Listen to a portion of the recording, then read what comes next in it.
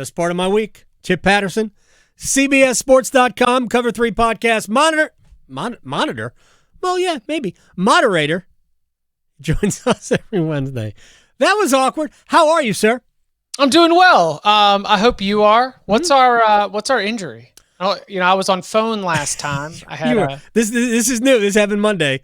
Okay. Our injury is it's a broken bone in my shoulder. Which upper body. It's upper body. I should have done that, right? We're just gonna call it upper body, and we're not gonna tell you anything else. And when the playoffs are done, we'll finally find out what the details are. I escaped a worse injury, thankfully. We'll just leave it. Good. We'll leave it right there. A couple of things I want to get to. One is a recent development. The other, I guess they're both recent. But I want to talk to you about the University of Michigan and their penalties, which I don't want to minimize what could end up being maybe a $30 million fine. Right. But I also think that the University of Michigan will find that money somewhere. Donors, maybe Adam Schefter will donate that money to the university. Maybe Desmond Howard will donate that money. There's plenty of University of Michigan money out there to cover the cost of what the fine is. But I find it interesting because it seems like most people will say that they got let off, that there was no postseason ban. So the NCAA or whatever, the College Sports Commission, whoever's making these decisions now, basically said it's okay to cheat. And then I go back and I think, what was the infraction? I kind of feel like the infraction was bad, but it wasn't the worst we've ever seen. I'm not trying to minimize it. I guess I am, but I kind of think that maybe the punishment here did fit the crime. What are your thoughts on what they did or didn't do to the University of Michigan? Oh, they got a postseason ban. They did. Yeah, because they can't get postseason money. Oh, you know what? And guess what? They do have. They lost draft picks. Did you see that? No. They lost draft picks, aka they lost scholarships. Okay. I mean, just start to spin this forward. They got hit with a heavy fine. Did. They lost draft picks. This was a NFL professional approach in an NFL professionalized college football. And again, postseason participation, everyone is invested in having Michigan in the postseason, but right. Michigan can't benefit. So now if Michigan makes the playoff during this probation period, everybody gets to benefit from it except for Michigan. Except they're there. It is a new era of a postseason ban. Mm-hmm. I think that I think we are just not going to see. Here's what I wrestle with. I agree with the mentality that the current players should not have to serve the punishment for individuals that are no longer there. That a previous regime, that what they did should not impact what's happening to the current program. Now, the threat of that was supposed to dissuade you from violating the rules, but this had to have some kind of punishment because it was so brazen. You were right. What is the violation? The violation is impermissible scouting. Yeah. And the brazenness with which the scheme and the operation was put together by Connor Stallions is what generated a heavier result. But if you want to talk about a vacated win or a vacated championship, because that's what Louisville basketball, that's what USC football, right? That's what many, many more are the most upset about. I think that there is something to be said for the court of public opinion and how Michigan's great return to the top of college football will always be hand in hand with an operation which they so subtly called KGB. Read the documents to this story. It's so incredible. It's so good. He threw his phone in the bottom of a pond. The story started to break, and he threw it like in Arrested Development when he just tried to throw a letter in the ocean. Tom Brady did that, right? Tom Brady with the Deflategate. Do you know what we said this is going to be? This is going to be a Coen Brothers movie. This is going to have Fargo. This is going to be Idris Elba as Sharon Moore. This is going to be John Hamm as Jim Harbaugh. This is going to be Aaron Paul as Connor Stallions. This is both. They thought that he was selling vacuum cleaners. Yeah. So that he could make the money to be able to buy these tickets to send people to all these games. The scheme itself was so over the top that it was a violation, and a brazen one at that. This guy wasn't going 10 miles over the speed limit. This guy was going $115. This almost sounds like a Better Call Saul episode, right? Yeah. Yes, 100%. So the many pieces of this, I'm glad that Michigan doesn't have a postseason ban right now. I think that there had to be a stiff punishment, and there has been a lot. I mean, my very good friend Dennis Dodd dropped the percentage of Michigan's endowment, but they're not going to spend endowment money to make up the difference here. This is $20 to $35 million that Michigan won't have that Ohio State has. This is $20 to $35 million that Penn State has that Michigan doesn't have. And you can reach out to try to use boosters to make up the difference, but then you still need those same boosters to be able to get a roster that's competitive. So I think it is a heavy financial penalty, and that is the modern era punishment, because we are not going to be seeing any kind of death penalties or vacated wins or postseason bans from the NCAA moving forward. So not making Michigan take their title away, to me, is a slap in the face to Louisville, who yesterday, I would hang that banner back up. USC, same thing. I would start celebrating that national championship team. I would bring them back to whatever good game Southern Cal has at the Coliseum. I would bring that entire team back and honor them and celebrate the national championship, because if we're not taking, if we're taking they're taking the violation seriously enough to slap that kind of a fine on them, then Southern Cal and Louisville should both say, wait, we won. We should celebrate that. It should count again.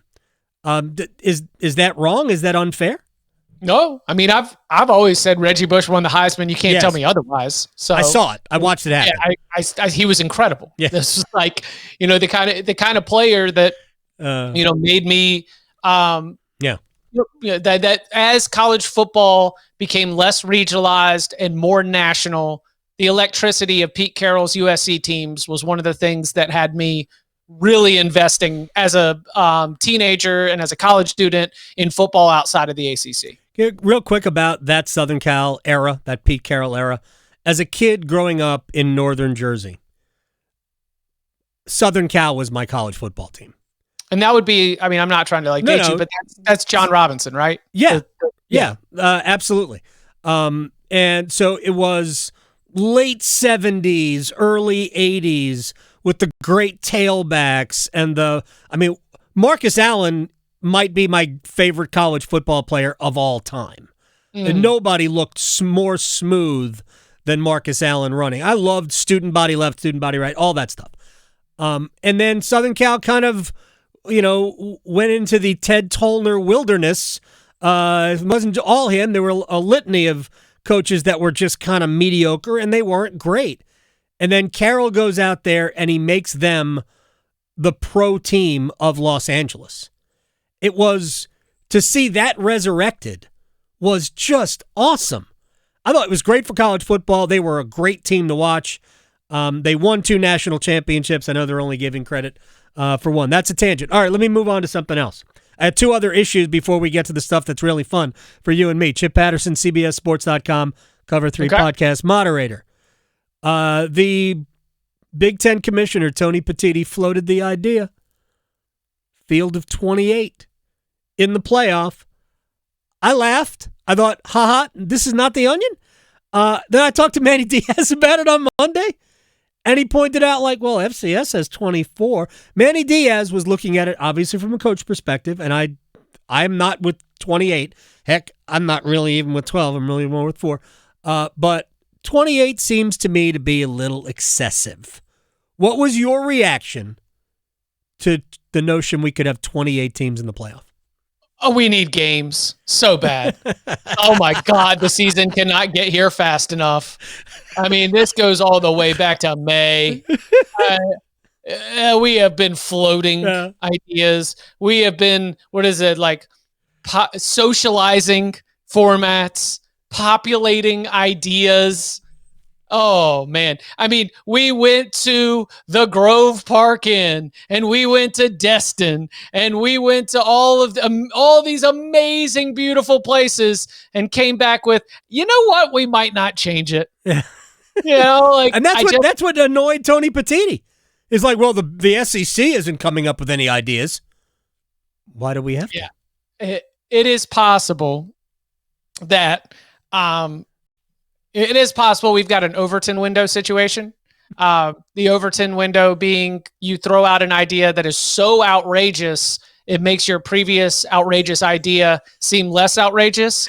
So as he's seeing the 4-4-2-2-1-1 or 4-4-2-2-1-3 model just almost on the verge of getting cut, you throw out this 24-28 team model, you're begging for the 16 team model. Because what now, like, serious reaction, I am fundamentally against this for the sole purpose of the way that this will be taxing on everyone.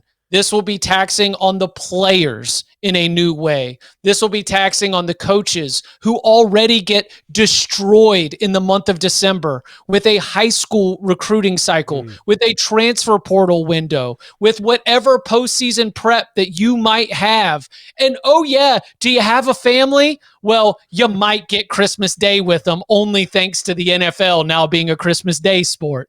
That's the coaches. Then the players. Oh, okay. Let's add 2 more. 19 games? Yeah. Sure. I'm sure that all of the bodies that are, definitely all NFL ready. Look, just because they're getting paid now doesn't mean that they should be treated like the very best athletes the game has.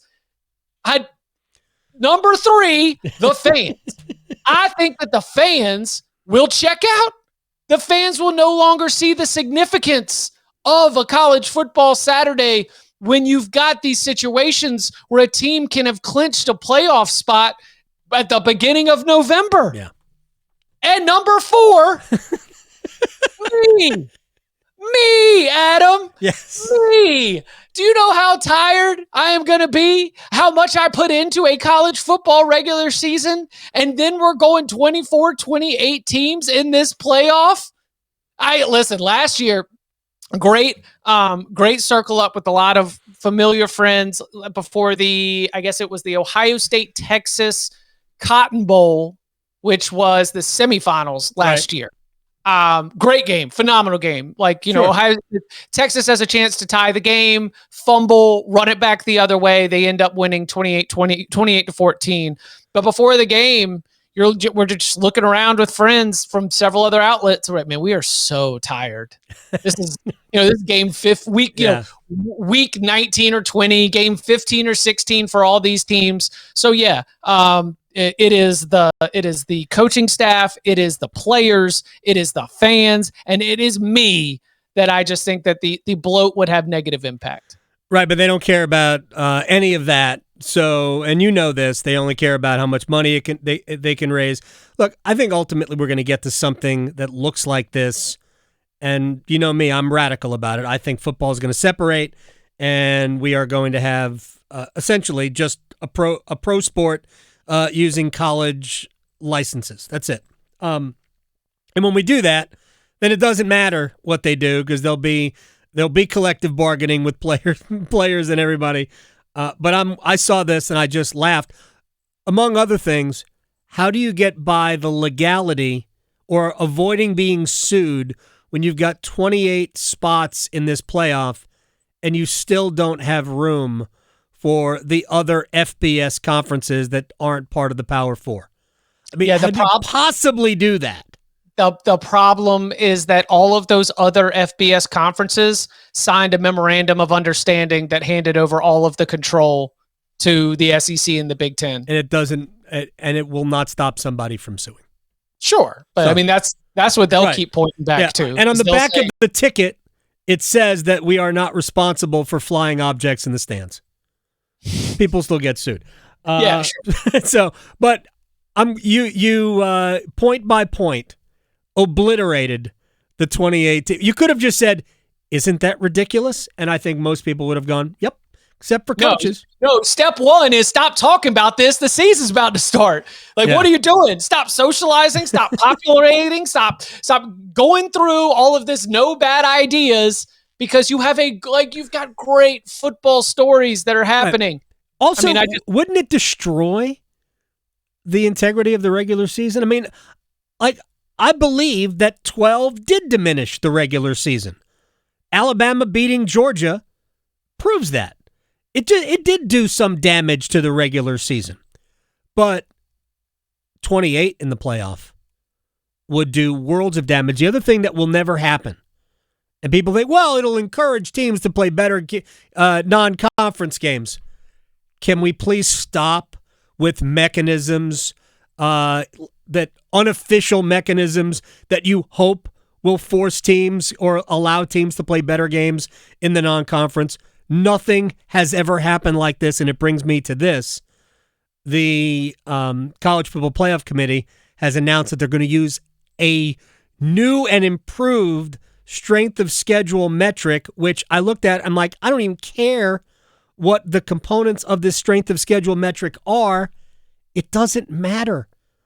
It only matters when they want to reverse engineer somebody in or out. It's never they don't talk about it. Like you and I have gone back and forth on Indiana. If it mattered, Indiana wouldn't be in. Mm-hmm. End of story. But it doesn't matter. It has never mattered. Ever. And it won't matter this year for Penn State. They play 2 games, maybe 3, if the game in Happy Valley against Indiana is considered a losable game. I mean, there's no component for it in college football. So we got to stop pretending that there is. And I don't know, maybe I'll be the only one screaming about it, but I'll scream about it. I will say that what the 12-team playoff did do was it did, and you can't bank on this, but when Ole Miss lost to Florida, that was great for the ACC.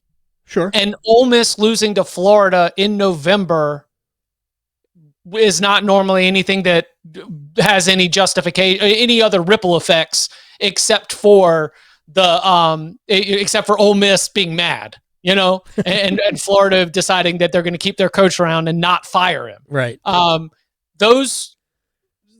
That at-large math did deliver some excitement, but I just worry if you get to 24, 28, and especially if you're talking about 7 teams guaranteed from some of these conferences, then at-large consideration drives conversation that I think has always been the lifeblood of the sport and getting people to talk about it. So yeah, I'm kind of out on all automatic qualifier formats. Me too. But I am here for a conversation about who did you play. All right, now the fun stuff for you and I, even though college football is fun. All right, we've got our automatic 6. We've got Scheffler and Spawn and Xander and Henley and DeChambeau, who surprisingly didn't get bounced out because Justin Thomas didn't play all that well down the stretch, and Harris English. Those are the 6. Thomas narrowly misses out. He's 7th. Cantlay, Morikawa, we can agree that there's no way on this earth that those 3 guys won't be part of the team, even though you could argue that Morikawa maybe didn't deserve it, but he's going to get in. Ball striking, even though he's not the longest player in the world. Ben Griffin has won twice and has consistently proven to be an outstanding player, or at least having an outstanding year. And Cameron Young, who just won in Greensboro's first time, but is certainly trending in the right direction. Long hitter, great putter. Are we in agreement on those 5 at-large picks? As a matter of opinion or prediction? Well, if you would like to change one of them, by all means, go. My matter of opinion is to include Cam Young, yes. My matter of, and I think my matter of prediction, Cantlay, absolutely. He's got a good record. Yeah. And hasn't been that bad, but No. just hasn't been right at the top. Colin might be lost in the woods, but the talent's too good. You can't, you're not going to win or lose the Ryder Cup at Bethpage based on whether Colin is at the top of his game. I mean, that decision probably comes down to whether Scotty has a bacterial infection or whatever it was that hit everybody in Rome, right? They're not going to be jet lagged and they're not all going to be sick. Right. So, Scotty, Xander, those are the names that really we're going to be talking about. Yeah. On the Scotty front, there is a Sam Burns camp. I don't think that Sam Burns should make the Ryder Cup team just so that he can babysit Scotty. Right. Because I would have as my 11 and 12, and yeah, JT Colin, Ben Griffin, Cantlay. But for my 11 and 12, I go Cam Young, Chris Gotterup. I have them go out there 4 balls only, and I have them go out first. I get the 2 big hitting local boys to fire up that whole course. Just go out there, swing at it, bomb it, go for birdies, nothing but aggressiveness, green light go, and a lot of fist pumps, and just create this raucous environment that everybody that follows behind you in the session has to deal with. And so, yeah, I would even call them the Bash Brothers. I would make T-shirts, and yes, with that in mind, I would go Cam Young and Gotterup as my 11 and 12. I float Gotterup on Twitter, and they go nuts. If I were Keegan Bradley, had I been playing better the last 2 months since Travelers, it would be an easy pick. But he hasn't. He hasn't been bad, but he hasn't been, to me, good enough to be an automatic pick. And if you're the Ryder Cup captain, you only pick yourself if, I have to be on that team. And I think, based on you and I, actually, those 5, Cam Young, Griffin, and the big 3, you and I are the same there. It comes down to whether it's Burns or Gotterup or Bradley or Maverick McNeely, or to an extent even Brian Harmon, although I think he's at the back of that. To me, it's one of those. And I don't think Bradley is that much better or anybody is that much better, but I'm with you. I like Gotterup because he can absolutely crush the ball. I do question whether or not Cam Young will ever fire anybody up, because I've never seen an actual expression from Cameron Young. Well, this is where a great point made by my former colleague and dear friend Kyle Porter is that there is an X factor when we're talking about some of these final spots. For you would not take Cam Young to Spain, right? Because when you are the visiting side, you have to bring your own juice, But you put Cam Young at home, especially at Bethpage, you're not asking him to fist pump, but you can you will get as much as you're going to get out of him in that type of environment. I'm a big fan. Look, his game is certainly, a couple of years ago, he was, nearly came out of nowhere and won the Open Championship, and he was right there, especially the second half of the year. When Rory didn't win the major at St. Andrews and Cam Smith came from behind, Cam Young was nearly there at the finish line too. So you and I are in agreement. We've got our 12 teams. We'll wait for Keegan Bradley a week from today to make his announcement. When we speak a week from today, we'll know who the 6 are. I will say that Brian Harmon, of course, has the advantage from being on the team before. Didn't play very well. Matt McNeely's been great, but he doesn't have a lot of it's like Cam Young was on a President's Cup team, So it's I'm with you. Cam Young's in, and then my Gotterup play is already set up with he's only going out 3 times. It's 4 ball singles. Right. And the only thing I'm asking you is to go out there and get birdies. Yeah, and Morikawa is going to play foursomes twice. And I don't think they're going to play him in four-ball. Play him in foursomes. He's a ball-striking, as Steve Logan might say, he's a ball-striking Jesse. All right, Chip Patterson, CBSSports.com, my friend.